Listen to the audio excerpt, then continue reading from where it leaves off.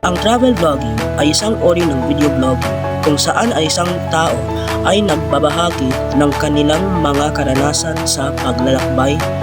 Karaniwan itong nagtatampok ng mga video na kinunan sa iba't ibang lugar. Nagpapakita ng mga tanawin, kultura, pagkain at iba pang kagandahan ng isang destinasyon. Halika, samahan niyo kami maglakbay sa lungsod ng Calbayog. Basin natin ilang lugar dito sa Calbayog City. Tara na!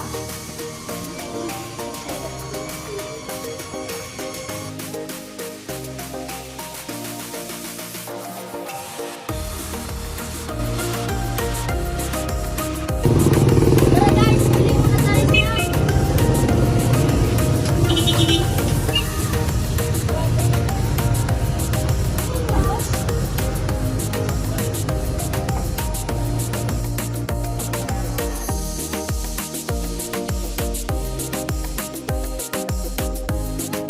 Tara guys, tayo.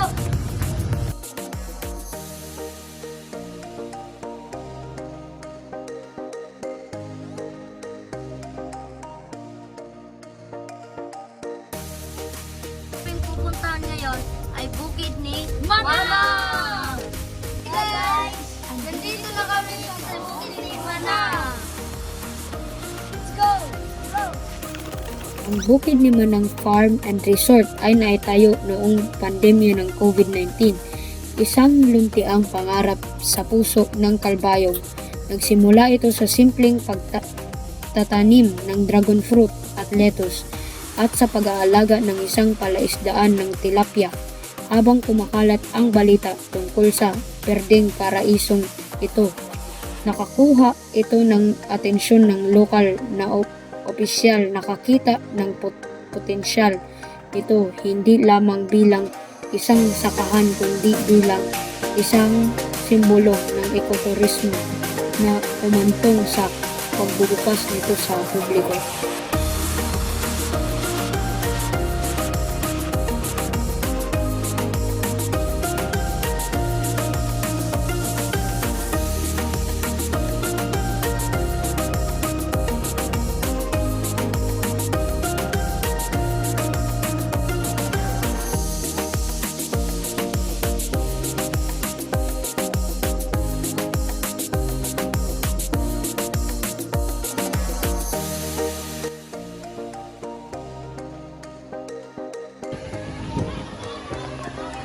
Hi guys!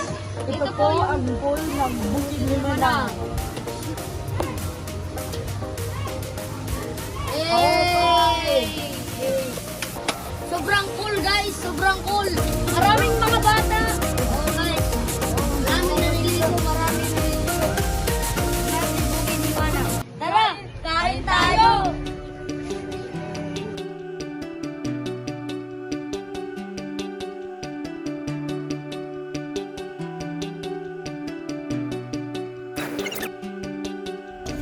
Ang susunod natin pupuntahan ay Niaga Park. Tara na! Sabi na! Bye!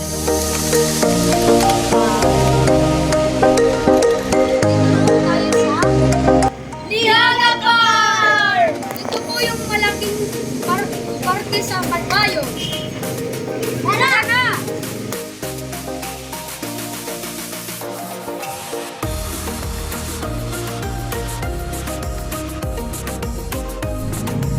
Ang Niaga Park ay pinakamalaking parke sa lungsod na pinangalan kay Benito Niaga.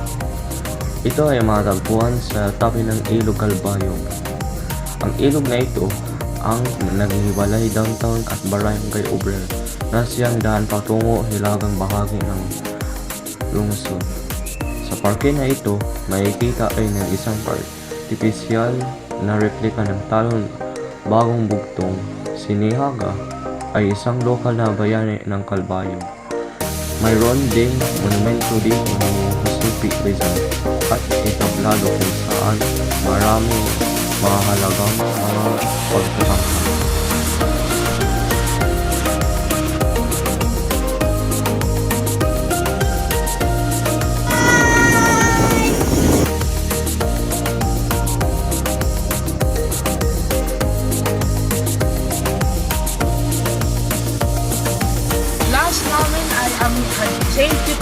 Paul Cathedral Church. Tara guys! Tara na! Tara na! Tara na, Chargaw!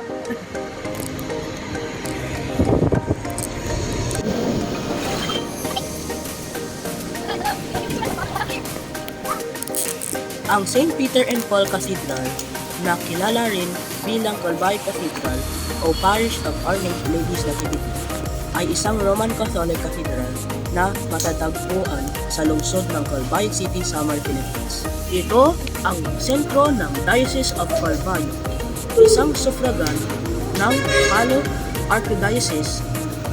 Ituturing itong Mother Church ng Eastern Visayas dahil ito ang unang simbahan sa rehiyon na itinalaga bilang katedral noong 1913. Isa sa mga kapansin-pansin na katangian ng katedral ay isang malaking sukat nito.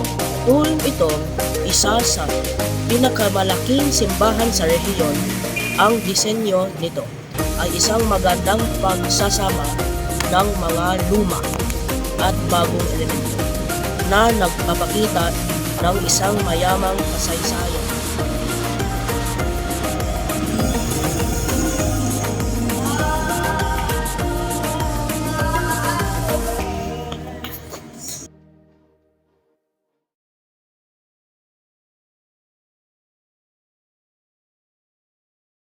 Guys, kakain muna kami kasi masyado na kami gutom.